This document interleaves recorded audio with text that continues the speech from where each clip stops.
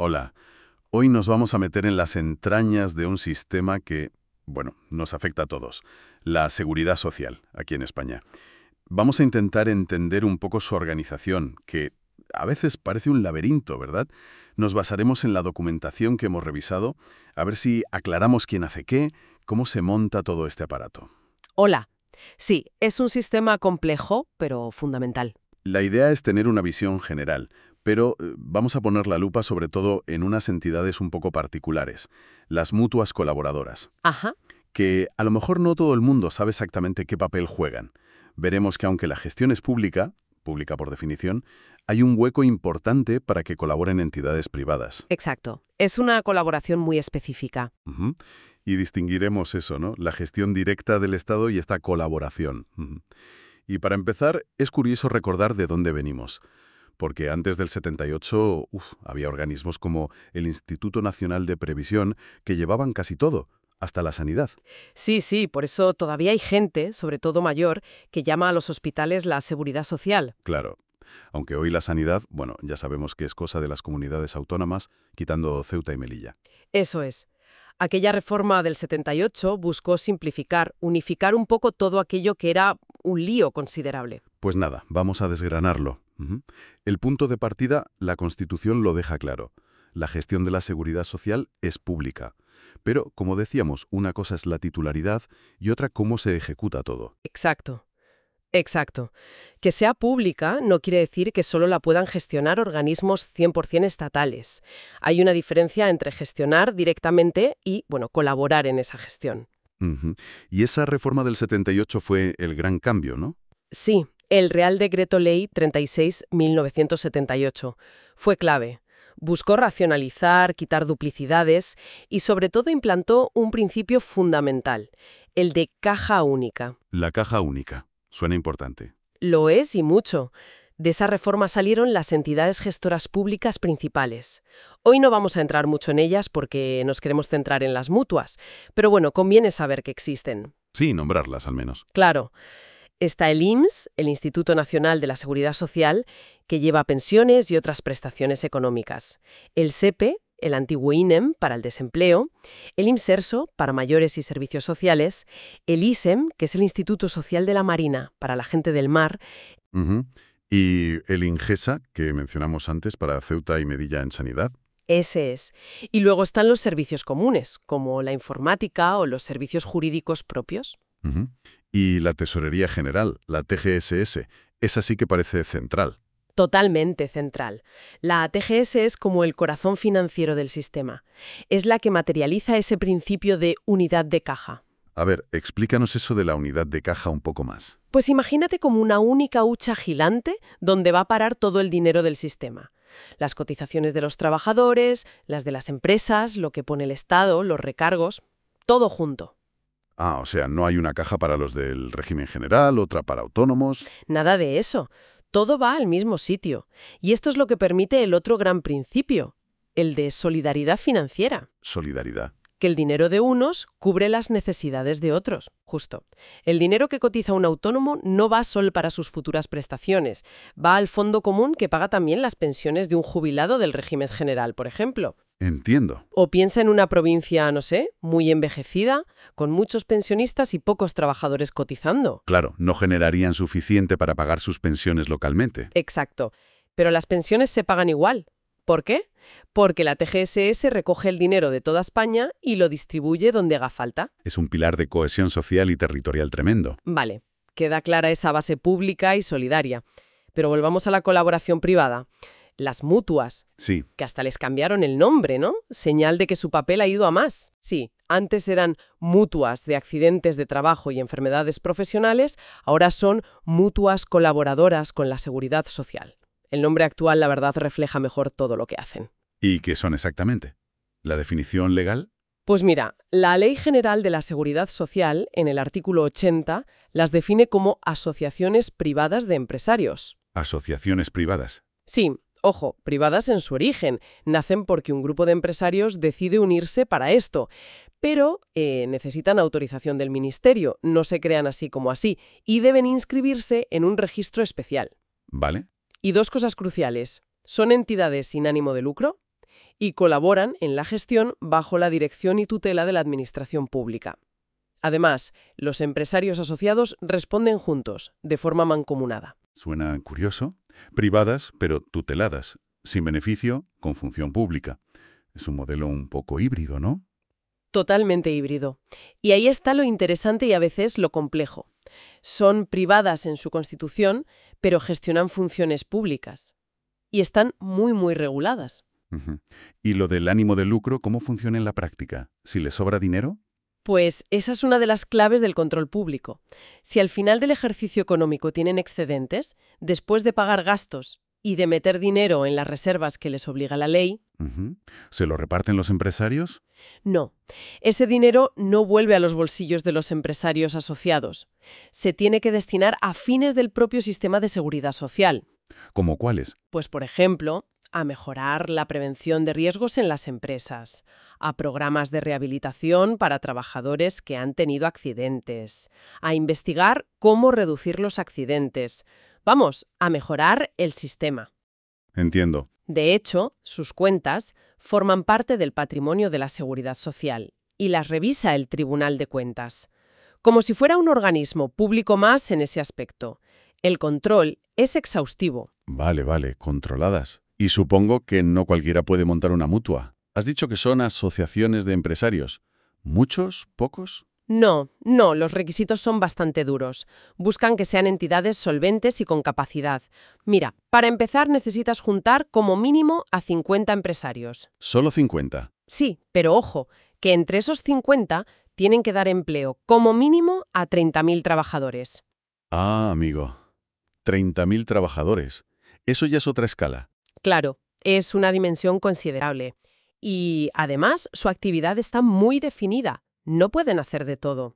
¿Qué gestionan entonces? Principalmente, las prestaciones por accidente de trabajo y enfermedad profesional, lo que llamamos ATP. Pero también la baja por enfermedad común, la IT común, la gripe, una operación, si la empresa lo elige. También las prestaciones por riesgo durante el embarazo o la lactancia, el famoso cese de actividad de los autónomos, que es como su paro, la ayuda por cuidar a un hijo con enfermedad grave, y lo que la ley les vaya asignando. Vale. Y más requisitos. Tienen que poner una fianza bastante alta, unos 180.000 euros, y demostrar que van a gestionar un volumen mínimo de cuotas por contingencias profesionales muy elevado, hablamos de 20 millones de euros. 20 millones. Uf. Sí, necesitan la autorización del ministerio, inscribirse. Hoy día hay unas 20 mutuas operando. Solo 20 para toda España. Sí, pero el sector está muy concentrado. Hay 6 grandes: FREMAP, Asepello, Mutua Universal, Fraternidad Musprespa, MC Mutua y Bermutua Mur, que ellas solitas cubren a casi el 75%, 3/4 partes, de los trabajadores que están asegurados con mutuas. Varia concentración. ¿Y dentro de la mutua cómo se organizan? ¿Quién manda? ¿Participa alguien más aparte de los empresarios? Pues la estructura interna también viene marcada por la normativa. Tienen sus órganos de gobierno, una junta general, donde están representados los empresarios asociados, una junta directiva, que elige la junta general, y un director gerente, que es un profesional que lleva el día a día. Vale, lo típico de una organización. Pero, y esto es interesante, también tienen órganos de participación. Hay una comisión de control y seguimiento. ¿Y quién está ahí? Pues además de representantes de los empresarios, están los sindicatos más representativos. Su función es vigilar cómo se gestiona la mutua. Ah, mira qué bien. Un contrapeso sindical. Sí, y también hay una comisión de prestaciones especiales. Esta comisión gestiona un fondo específico para dar ayudas sociales a trabajadores que han sufrido un accidente o enfermedad profesional y tienen necesidades particulares que no cubre la prestación normal. Entiendo. ¿Y antes había algo de entidades mancomunadas? ¿Eso qué era? Sí, era una figura para que varias mutuas compartieran recursos, sobre todo centros sanitarios o administrativos, pero se suprimieron en 2013. Se consideró que esa colaboración se podía hacer mejor con convenios directos entre ellas. Ahora pueden tener centros compartidos, pero a través de convenios, no de esa figura específica. Vale, aclarado. Ahora, la pregunta del millón. ¿Quién elige si mi cobertura, la de un trabajador, la lleva el INES público o una de estas mutuas? Pues la elección inicial es del empresario. Cuando va a empezar su actividad o cada año, aunque ahora si no dice nada se renueva automáticamente, La empresa tiene que decidir ¿Decidir qué exactamente? si la cobertura de las contingencias profesionales, los accidentes de trabajo y enfermedades profesionales, y la de incapacidad temporal por contingencia común, la baja por enfermedad normal, de sus trabajadores la va a llevar la entidad pública, el INS o el ISM si son del mar, o si la va a llevar una mutua colaboradora. Has dicho, y la incapacidad temporal por contingencia común. ¿Es un paquete inseparable? No exactamente. La cobertura de las contingencias profesionales, ATP, sí que tiene que elegir si la lleva la entidad pública o una mutua. Para la IT por contingencias comunes, ITCC, la empresa puede optar por que la gestione la entidad pública, el INS, o que la gestione la mutua. Ah, vale. Pero ojo, si opta por que la ITA común la gestione la mutua, tiene que ser obligatoriamente la misma mutua que ya le cubre las contingencias profesionales. No puede tener los accidentes con una mutua y la gripe con otra. Entendido. O todo con la pública, o ATP con mutua e IT común con la pública, o ATP e IT común con la misma mutua. Esas son las opciones. Exacto. Pero espera, que hay casos donde no se puede elegir, donde es obligatorio ir con una mutua. ¿Ah, sí? ¿Cuándo? Pensaba que siempre elegía al empresario. Pues el caso más importante es el de los trabajadores autónomos. Los autónomos. Sí, desde una reforma de 2019, los autónomos del RETA, el régimen general, la mayoría, tienen obligatorio cubrir con una mutua su incapacidad temporal, la baja, las contingencias profesionales, accidentes, enfermedades laborales y también el cese de actividad, el paro de los autónomos. O sea, un autónomo ya no puede elegir que su baja la gestione el IMSS. Para estas coberturas obligatorias, no. Tiene que ser con una mutua. También las propias mutuas, lógicamente, tienen que asegurar a sus propios empleados a través de una mutua. Vale. Y viendo las cifras, parece que el sistema de mutuas funciona, o al menos convence, ¿no? Pues los datos son aplastantes. Más del 96% de los trabajadores en España cuya empresa tiene cubierta la contingencia profesional, la tienen cubierta a través de una mutua, no de la entidad pública. Un 96%. Es muchísimo. Sí, la preferencia es clarísima. Y si una empresa tiene, no sé, oficinas en Madrid y en Sevilla, ¿tiene que usar la misma mutua en ambas? No necesariamente. La regla va por provincia. Todos los trabajadores que una empresa tenga en la misma provincia deben estar cubiertos por la misma mutua. Ah, vale. Pero si tiene centros de trabajo en provincias distintas, podría tener una mutua para los de Madrid y otra diferente para los de Sevilla. ¿Y quién toma esa decisión dentro de la empresa? ¿El jefe, sin más? La decisión final es del empresario, sí. Pero antes de decidir o de cambiar de mutua, tiene la obligación de pedir un informe a los representantes de los trabajadores, si los hay, comité de empresa, delegados de personal. ¿Y ese informe obliga al empresario? Es preceptivo, o sea, obligatorio pedirlo, pero no es vinculante. El empresario tiene que escucharlo, pero puede tomar una decisión diferente. Vale. Y una cosa que me intriga de esta naturaleza público-privada. ¿Puede una mutua decir, a esta empresa no la quiero? Ya sabes, si tiene muchos accidentes o algo así, como haría un seguro privado. Pues no. Y esa es una diferencia fundamental que remarca su papel de colaboradoras del sistema público. Una mutua no puede rechazar asegurar a una empresa si ésta cumple los requisitos legales y los solicita formalmente. Ah, no pueden seleccionar riesgos. Exacto. Tienen la obligación de aceptar a cualquier empresa que quiera asociarse. Actúan como una extensión del servicio público en ese sentido. Muy importante ese matiz. ¿Y cómo se llama el papel que se firma? ¿El contrato? Depende. Si es un empresario que va a cubrir a sus trabajadores por cuenta ajena, firma un convenio de asociación. La empresa pasa a ser asociada de la mutua. Asociada. Sí, y eso le da derecho, por ejemplo, a participar en la Junta General de la mutua. ¿Y los autónomos? ¿Que se cubren a sí mismos? Los autónomos firman un convenio de adhesión. Se les llama adheridos. Adheridos. ¿Y cuál es la diferencia práctica? Para las prestaciones que reciben, ninguna. La cobertura es la misma. La diferencia está en la participación.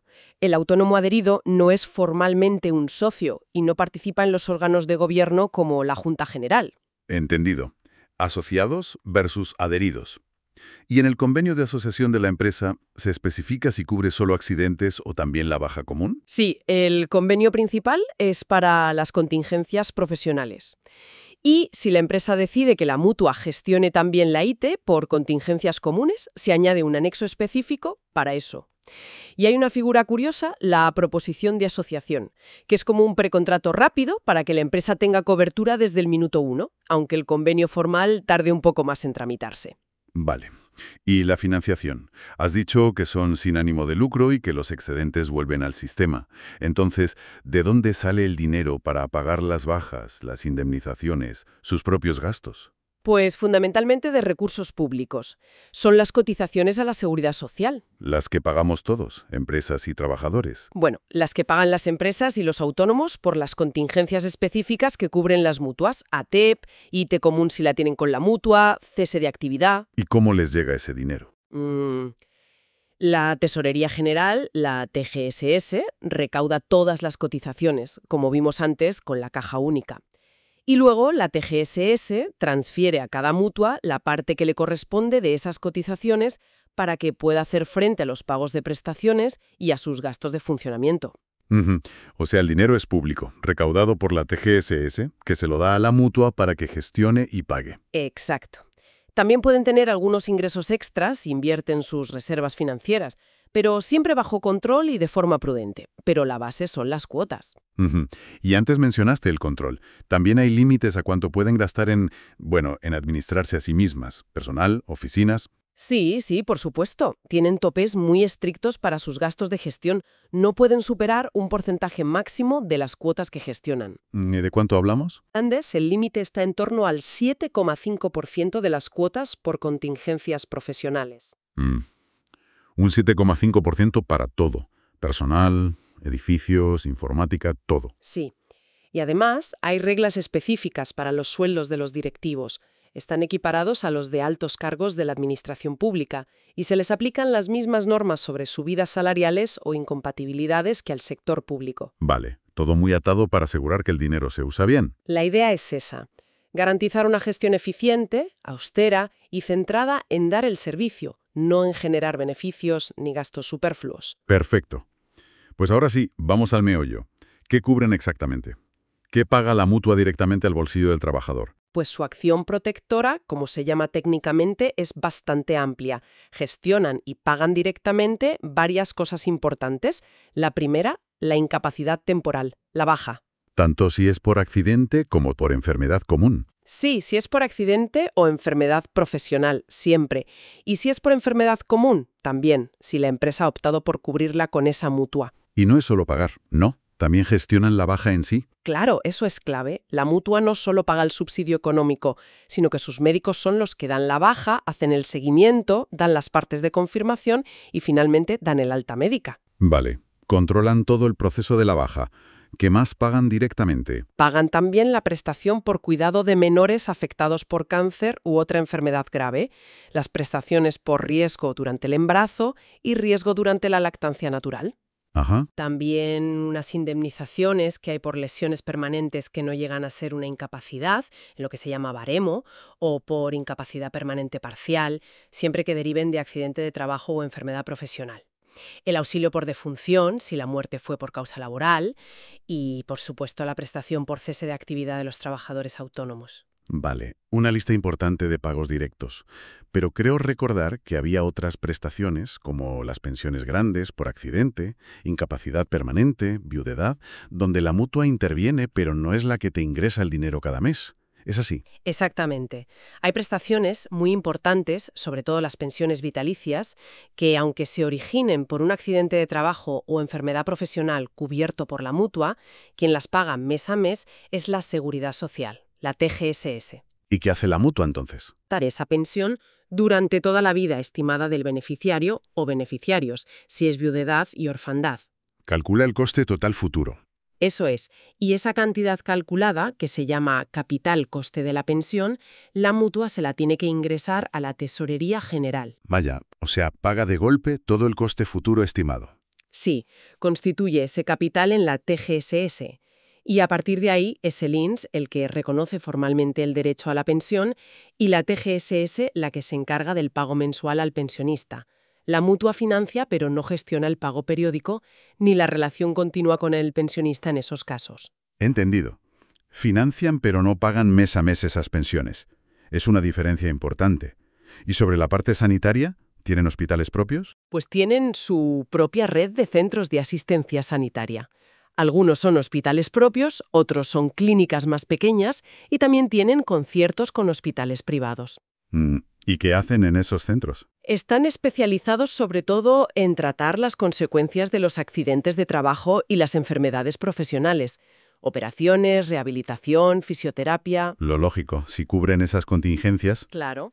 Aunque a veces, si tienen autorización, también pueden tratar allí algunas dolencias comunes de los trabajadores de sus empresas asociadas. ¿Y esos hospitales de las mutuas son totalmente privados e independientes? No, para nada. Esos centros sanitarios de las mutuas se consideran parte del Sistema Nacional de Salud. Ah, están integrados. De las comunidades autónomas, cumplir toda la normativa sanitaria pública, inspecciones, autorizaciones, y están sujetos a la planificación sanitaria general. O sea, no van por libre. No, de hecho, incluso pueden colaborar con los servicios públicos de salud. Por ejemplo, si hay mucha lista de espera en la sanidad pública para una operación de rodilla, a veces las mutuas pueden tratar bajas por enfermedad común para agilizar la recuperación de sus trabajadores. Y pueden facturar ciertos servicios a terceros según tarifas oficiales. Interesante esa integración y colaboración. Bueno, creo que el papel de las mutuas, que era nuestro foco hoy, queda bastante más claro. Espero que sí. Pero al principio mencionaste que además de las mutuas, había otra forma de colaboración, más individual, de las propias empresas. Podemos ver eso rápido para cerrar el círculo. Sí, claro. Es la que regula el artículo 102 de la Ley General de la Seguridad Social. Antes, había una modalidad voluntaria donde la empresa asumía el pago de la IT común a cambio de un descuento en cuotas, pero eso se quitó en 2019. Vale, entonces, ¿qué queda? Queda la llamada colaboración obligatoria, que en realidad no es tanto una colaboración en el sentido de asumir un riesgo, sino más bien una obligación de hacer de intermediario en el pago. Es el famoso pago delegado. Pago delegado. Suena a que la empresa paga algo, pero no de su bolsillo, ¿o sí? Exacto. La empresa adelanta el dinero de ciertas prestaciones directamente al trabajador en su nómina, pero luego ese dinero que ha adelantado se lo recupera, ¿Cómo se lo recupera? descontándoselo de las cotizaciones sociales que tiene que pagar a la Seguridad Social ese mismo mes. Es una compensación. Vale. ¿Y qué prestaciones se pagan así, con pago delegado? Las más habituales son la incapacidad temporal, la baja médica, ya sea por enfermedad común o por accidente laboral o enfermedad profesional, y también el subsidio por desempleo parcial, por ejemplo, en casos de ERTEs de reducción de jornada. El caso más típico que nos afecta a todos es la baja por enfermedad común, ¿no? Una gripe, por ejemplo. ¿Cómo funciona ahí el pago delegado? Pues mira, es un poco lío al principio, pero es así. Los 3 primeros días de baja normalmente no se cobra nada, salvo que el convenio colectivo mejore eso. Vale, 3 días sin cobrar. Del día 4 al día 15 de la baja paga directamente la empresa. Y este pago sí es a su costa, no lo recupera. Ajá, casi 2 semanas que paga la empresa. Y a partir del día 16 de baja, la empresa sigue pagando el subsidio en la nómina del trabajador cada mes, pero ya lo hace en régimen de pago delegado. Es decir, a partir del día 16, lo que paga de baja ya se lo descuenta de las cotizaciones. Correcto. Adelanta el dinero, pero lo recupera vía compensación en los seguros sociales. Ujú. ¿Y por qué se montó este sistema? Parece un poco engorroso para las empresas. Pues la justificación que se dio en su momento era buscar una mayor implicación de las empresas en el control del gasto por incapacidad temporal y, bueno, en la gestión del absentismo. Fue polémico, pero el Tribunal Constitucional lo avaló. Claro, me imagino que si la empresa tiene que adelantar el dinero, aunque luego lo recupere, en parte, pues tiene un cierto interés en que la baja no se alargue innecesariamente. Esa es un poco la idea subyacente, sí. ¿Y no crea problemas de dinero a las empresas pequeñas, tener que adelantar pagos de bajas largas? Puede ser una carga, sí. Por eso hay algunas excepciones y mecanismos especiales para empresas muy pequeñas o que tengan dificultades económicas como aplazamientos o formas de compensación más ágiles en ciertos casos. Y un detalle importante, para que la empresa pueda descontarse ese dinero, basta con que el trabajador esté de baja. No, es fundamental que el derecho a cobrar esa prestación, la baja, esté reconocido oficialmente por quien corresponda.